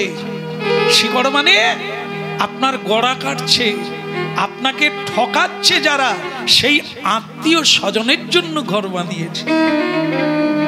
যারা শেষ দিন পর্যন্ত বলে যাবে কিছুই করলো না, তাদের অমুক করলো তুমুক করলো, আমাদের কর্তা কিছুই করলো না। এই দেখুন তাদের কিরকম জামদানি পরে এসেছে, আর আমার কোনো আমদানি নাই। কাকে বিয়ে করেছি আমি? দেখবেন সারা জীবন আপনাকে শুনতে হবে, আর আপনার চোখে জল বেরিয়ে যাবে, এত করলুম তবু কিছুই পেলাম না। এই হলো সংসার। যারা এরকম করবে, যারা যাওয়ার সময় কিছুই দেবে না আপনার সঙ্গে, কেউ হরিবলটাও বলবে না, আপনি তাদের জন্য সারা জীবন দিয়ে দিলেন। যারা আপনার জন্য হরিবল বলতে বলতে নিয়ে যাবে, তাদের জন্য কিছুই করবে না। বলো রাধে শ্যাম। হাতির কি হলো? বাস কি ছিল, কি হলো? কেন ভাগবত কথা শুনবেন? শুনুন, এই ভুলের ফাঁদে যেন না পা দি, কোনটা উচিত কোনটা অনুচিত। বলো, আপনাদের বাড়ির যদি একটা ছেলে আশ্রমে আসে, কি হতে পারে? আর যদি বাড়িতে থাকে কি হতে পারে? বলো। এখানে এলে ভোর 4টা থেকে কীর্তন করবে, হরিনাম জপ করবে, মহাপ্রসাদ পাবে, সাধুদের সেবা করবে। আর আপনার বাড়িতে থাকলে কি হবে? 1 গ্লাস খেয়ে এসে এরকম করে আসবে, আর আপনি সঙ্গে সঙ্গে ছেলেটাকে ঘরের মধ্যে ঢুকিয়ে নিয়ে, বৌমা চিৎকার করছে, শাশুড়ি বলছে বৌমাকে গালাগালি কর, চুপ করো, করে ফেলেছে। আনন্দের দিনে 1 গ্লাস না হয়, অসুবিধা কি? এর জন্য পাড়াকে জানাতে হবে? চুপ করো। ভালো ছেলে বলেই তো ঢাকা দিচ্ছেন কাঁথা। বাস, তারপরে কি হলো? দুর্গা পূজা কদিন হয়? 4 দিন 5 দিন হয়। 5 দিনই খেয়ে এলো, এসে বৌমাকে ভালোবেসে 2-4 ঘা দিয়ে দিল। বৌমা সেদিনই বাক্স বেঁধে নিয়ে বলছে বাপের বাড়ি যাব। শাশুড়ি বলছে তুমি বউটার আক্কেল নাই, না হয় খেয়ে 2 ঘা দিয়েছে, ওদিকে এটা বুঝতে পারো না, এমনি মেরেছে, সে তো খেয়েছে। যখন খাবে না মারবে না, বাক্স রেখে দাও। বলো, দেখুন আপনার বাড়িতে থেকে ছেলেটা কি হলো, আর এখানে থাকলে যেটা আপনারা করতে পারেন না, যে কারণে ছেলের দরকার। কি কারণে দরকার? পিণ্ডদান করবে। কি কারণে দরকার? মুক্তির জন্য ছেলের দরকার। ছেলে রোজগার করে খাওয়াবে নয়, তাহলে তো অনেক হতো। যারা চাকরি করে তাদের মা ভিক্ষা চায়, খেতে পাচ্ছে, সে আমাকে বলতে লাগবে না। আপনারাই অনেক দেখছেন, আশেপাশে আছে আপনাদের। তাহলে কি এটা হচ্ছে সেই তত্ত্ব? ওটার জন্য কেউ করবেন না। ছেলের দরকার হয় মুক্তির জন্য, পিণ্ডদানের জন্য, উদ্ধারের জন্য। তা কারা উদ্ধার করবে? 1 গলা পর্যন্ত মদ খেয়ে? এটা না, যে সৎ পথে থাকবে সেই তো হাজার হাজার মানুষকে উদ্ধার করতে পারে, পথ দেখিয়ে। হ্যাঁ, হরিনাম শুনে সুরা ছেড়ে দিয়েছে বহু লোক। এই হরিনাম শুনে তারা এখানে আসে, পুজো দিয়ে যায়, অনেক দান উপঢৌকন করে যে আপনার অনলাইনে হরিনাম শুনে। আপনাকে গুরু করে নিয়েছে। আরে পাক্কা গুরু আমরা নয়, যাদের কথাগুলো বলছি গুরু তারা, তার কথাতে আমার জীবন বদল হচ্ছে, তা তোমার হবে এটা কোনো নতুন কথা নয়। তাদেরকেই প্রণাম করো, তাদেরকেই গুরু বলো, বলো। এই হচ্ছে স্বভাব বদলে যায় আর অভাব মিটে যায়। আলবাদ মিটে, আলবাদ মিটছে, আপনারও মিটবে। তাই কি হলো, কর্মের জন্য হাতি হয়ে গেল। এখন হাতি জঙ্গলের রাজা, তিনি যে সাধু ছিলেন, তিনি যে রাজা ছিলেন, হাতি হয়ে কি তা মনে থাকবে? ভুলে গেছে। এখন হাতির জঙ্গলের রাজা, গাছপালা ভাঙে, তার অনেক বউ। কোনো অসুবিধা আছে? আপনারা এমন ভাবে তাকাচ্ছেন, বলে অনেক বউ করবে। ক্ষমতা থাকলে করবে, তা আপনারা কি করবেন? আমরা আসলে কি জানেন তো, দুর্বল পার্টি। এই জন্য একটা বিয়ে করেই তাই চালাতে পারি। বউ যখনই বলে এদিকে এসো, আজ অফিস বন্ধ করে দাও, কাল অফিস চলো, যাবে হরিনামের জন্য, অফিস বন্ধ করবে না, চলো বলো। এরা তো দুর্বল, ভেড়া ছাগল, তাই এদের কথা শুনে চলে। আর পুরুষ কাপুরুষ নয়, পুরুষ হচ্ছে দিগন্ত উল্টে দেবে, পৃথিবী উল্টে দেবে। আর নারী তার যেগুলো দরকার সেগুলো তো অবশ্য দেবে। তাহলে এই নয় যে তুমি ভেড়া ছাগলের মতো আমি যা বলবো তাই শুনতে হবে। ও পুরুষ অনেকদিন আগে হারিয়ে গেছে, ওর কোনো মূল্য নাই, ওর দ্বারা পৃথিবীর কোনো কাজ হবে না। যার স্বাধীনতা আছে, পৃথিবীকে, ভারতবর্ষকে স্বাধীনতা করলেন, স্বাধীন করলেন কেন? মুক্ত হওয়ার যে আনন্দ সেটা তো আলাদা। প্রত্যেক মানুষ মুক্ত, কিন্তু বদ্ধ হয়ে আছে। এই জন্য সব মিনমিনে ম্যাও ম্যাও করছে। কখন শিকা ছিঁড়বে উপর দিকে থাকে। আপনারা তো জানেন, মা কালীর কাছে বলি দেয় কাকে? হাতি, বাঘ, ছাগল। কেন? ছাগল ম্যা ম্যা করে, দুর্বল, এই জন্য ওকে ধরে এনে হাড়াকাটে ঢুকানো যায়। একবার বাঘের কানে ধর,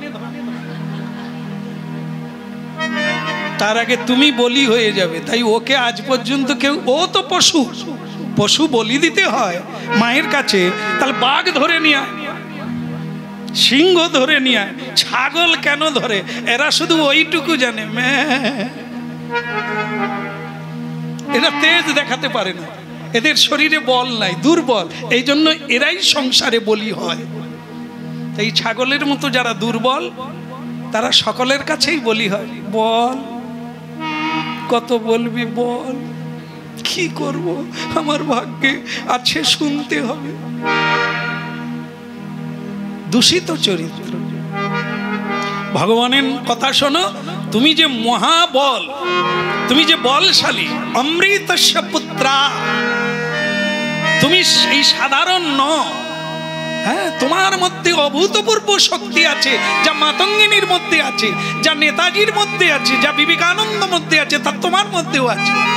তোমার আগুন ছাই চাপা বিবেকানন্দের খোলা তলোয়ার। রামকৃষ্ণ বলেছিলেন, এই বিবেকানন্দ খোলা তলোয়ার, খাপের ভেতরে নয়। একবারে চকচক করছে, এই খাপ থেকে বের করতে হবে না। আমরা আছি খাপের ভেতরে, মানে দেহরূপবদ্ধ খাপের ভেতরে ঢুকে আছে, তাই আমাদের কাটে না, ধার নাই। একে বের করতে হবে, তবে কাটবে। এই তত্ত্বটাই গোড়ার থেকে হচ্ছে। অজ্ঞানতা থেকে বেরিয়ে আসতে হবে, দেহ থেকে বেরোতে হবে। আমি অসীম, আমি অনন্ত, আমি কৃষ্ণ দাস। রাধে রাধে গোবিন্দ গোবিন্দ রাধে,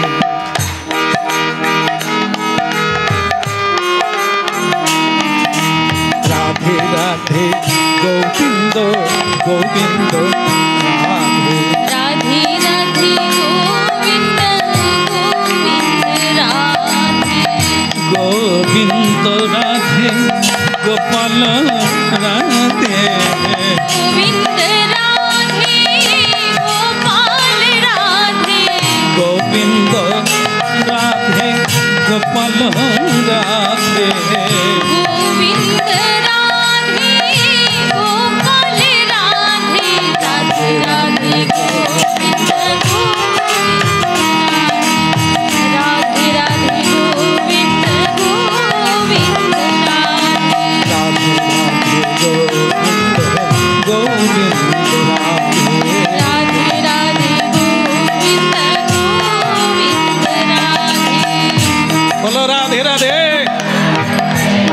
একটা কথা বলবো বলবো, বাইরে যারা আছেন বলি, স্নান করবেন, স্নান করবেন আমার সঙ্গে চলুন। কে বলছে? হাতি বলছে চলো সবাইকে নিয়ে একটু স্নান করা যাক। কত বউ, কত মেয়ে, কত আত্মীয় স্বজন, সকলে যার বল হয় তার কাছে সব বশীভূত হয়। এসে গেল, সরোবরে নেমে পড়ল। হাতি স্নান করছে, হঠাৎ পায়ে টান পড়ল।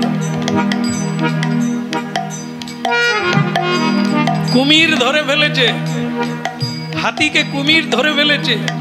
কুমির কিন্তু ছোট্ট দেহ, হাতি তার চাইতে অনেক বড়, কিন্তু কুমির আছে জলে, হাতিও জলে। কুমিরের বল ডাঙায়,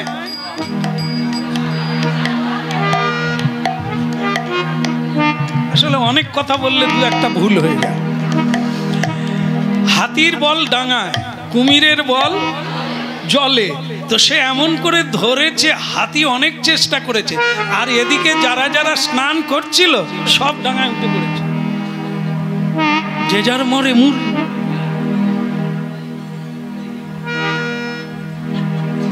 সব উঠে পড়েছে, তবে পালায় না, এটা একটা ভালো জিনিস। কেউ পালিয়ে যায় না, সকলে।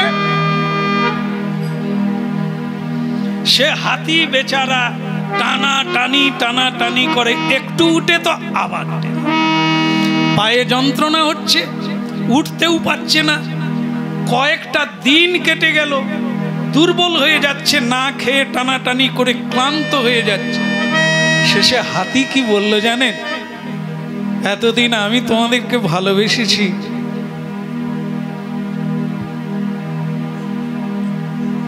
একটু ধরো না গো, আমার সুরটা একটু ধরো, ধরে টানাটানি একটু করো, আমাকে তোমরা রক্ষা করো। করবেন না? করবেন না? আরে এতদিন খেটে খাওয়ালাম, কেউ আসবে না? যেরকম বলে স্ত্রী, যেমন লোকের কাছে বলে, শুনে রাখ না, কাজে লাগবে, একদিন তো বে করবি। হ্যাঁ, এই সময়টা প্যাঁকের করবে কেন? হ্যাঁ, তার মানে কি একদিন তো হবেই সকলে। তখন কি দেখবেন, অধিক দিন যদি তার স্বামী রুগী হয়ে পড়ে থাকে, স্ত্রী শেষ পর্যন্ত লোকের কি করি বলো তো, আর ভালো লাগে,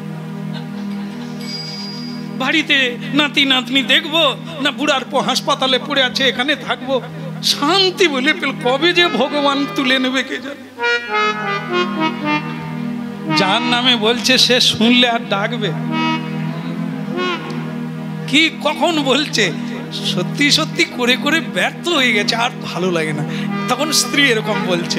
তা স্ত্রী কি এরকম বলতে পারে? কিন্তু কি করবে, আর ভালো লাগতে পারে না, সয় না, তাই বলে এ জঞ্জাল মরিলে। স্ত্রী, আত্মীয় স্বজন হাতিকে অনেক টানাটানি করল, কিন্তু কাহা তো করবে, সকলে টেনেও যখন তুলতে পারলো না, তখন আমরা কি বলি, যতটা চেষ্টা করার তো করলুম, এবার যদি না হয়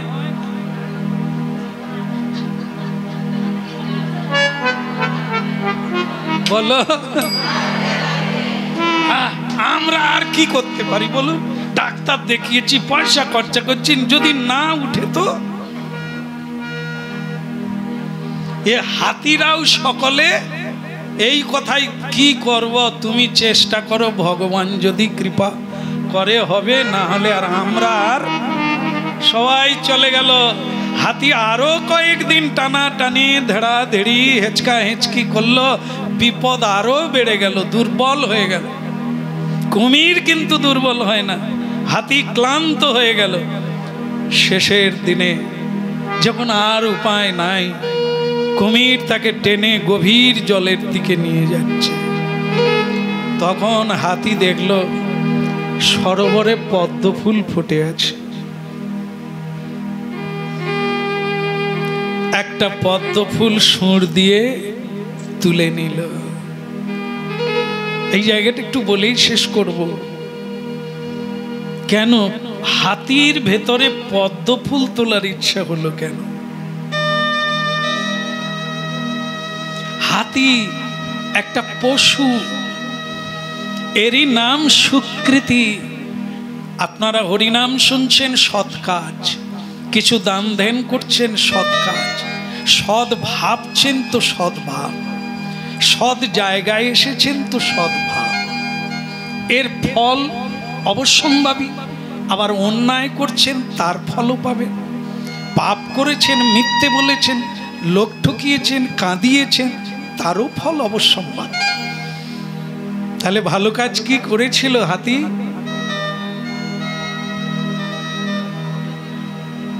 গোবিন্দ সেবা করে নাই আগের জন্মে? সেগুলো কি হারিয়ে যাবে? সেও জমা আছে। হাতি হয়েছে, সেটাও তার কর্মফল। অপরাধ করেছিল, হাতি হয়েছে। ভালো কাজ করেছিল, ফল তো তার কাছে আছে। স্মৃতিতে এসে গেল, স্মৃতিতে মনে হয়ে গেল, শেষের দিনে গোবিন্দ ছাড়া আপনার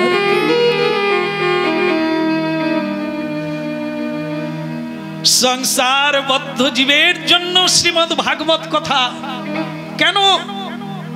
দেখো, সংসারের সবাইকে তুমি খাওয়ালে, পড়ালে, তোমাকে কেউ রক্ষা করতে, তোমাকে ছেড়ে দিয়ে পালিয়ে গেল। এই সংসার তোমাকে গুডবাই করে দেবে, তোমার বানানো বাড়ি থেকে যাবে, ওরা থাকবে, সুখে থাকবে। তুমি যে সম্পদ রেখে গেছো, ওরা অনায়াসে খাবে, কিন্তু তোমার মঙ্গল চাইবার জন্য গীতা দানও করবে না, বস্ত্র দানও করবে না, সাধু সন্তের সেবাও দেবে না, যে ওনার আত্মার কল্যাণ হোক। বলবে বেগার খরচা করে লাভ নাই, আমরাই ভোগ।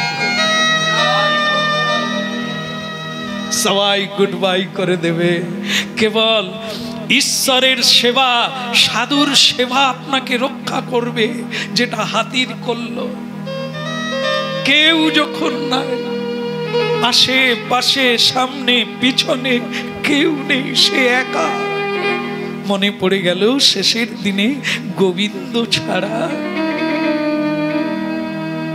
একটা পদ্ম ফুল তুলে কৃষ্ণায় নম বলে সেখানেই দিয়ে দিলে।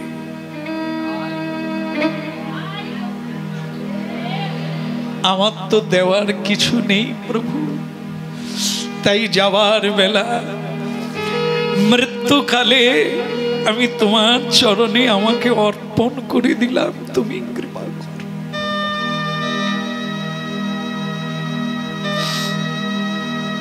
এখানে শুধু দুটো তফাৎ দেখলে, ওই ব্যক্তি কত গাছ ভেঙে ফল পেড়ে কত হাতিদের পালন করেছে, তারা তার সামনে কেউ নেই। আর যাকে টাকা পয়সাও কোনোদিন দেয় না, যাকে খেতেও দেয় না, ফল পেড়ে গোবিন্দায় নম বলে না, আজকে একবার শুধু একটা পদ্ম ফুল দিয়ে বলছে গোবিন্দায় নম, সঙ্গে সঙ্গে আমার গোবিন্দ এসে গেছে।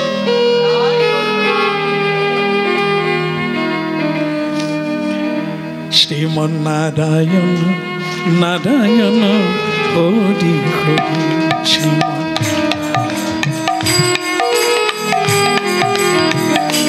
ভজমন নারায়ণ নারায়ণ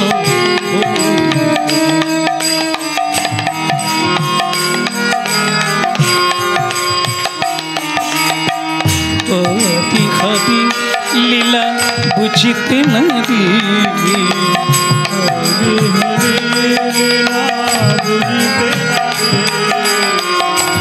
হরি হরি লীলা বুঝিতে নারী, হরি হরি লীলা বুঝিতে নারায়ণ নারায়ণ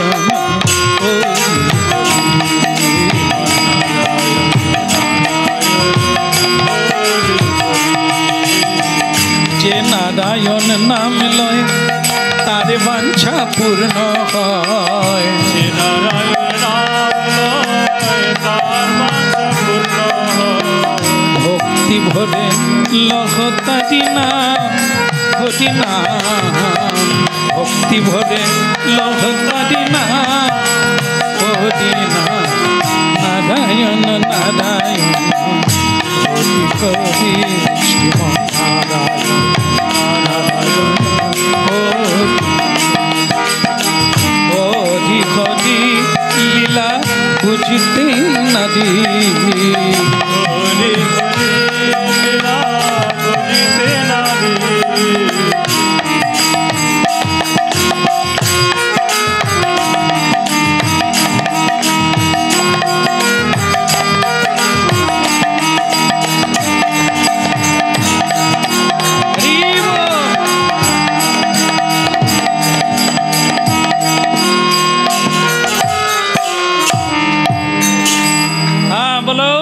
विष्णु की संकटेर दिने सब बंधु चले जाए केवल कृष्ण बंधु निकटे एसे जाए एक डाके ताहले आपनार जन के आगेও তিনি মাঝেও তিনি শেষেও তিনি আমরা যতদিন এই গোলমালের মধ্যে থাকবো ভেতরে থাকবো দেহের ভেতরে এই সম্পর্ক নিয়ে টানে টানে থাকবো ততদিন গোবিন্দের জন্য টান আসবে না। তাই শেষ কথা বলে শেষ করি যে যেখানে আছেন জন্ম পেয়েছেন সংসার করছেন তো করুন শুধু নিজের কাজটা প্রতিদিন করুন যেটা পরের জন্মে যদি জীবজন্তু জন্ম হয় তাহলে অন্তত শেষের দিনে মনে পড়বে গোবিন্দের কথা তিনি উদ্ধার করবেন।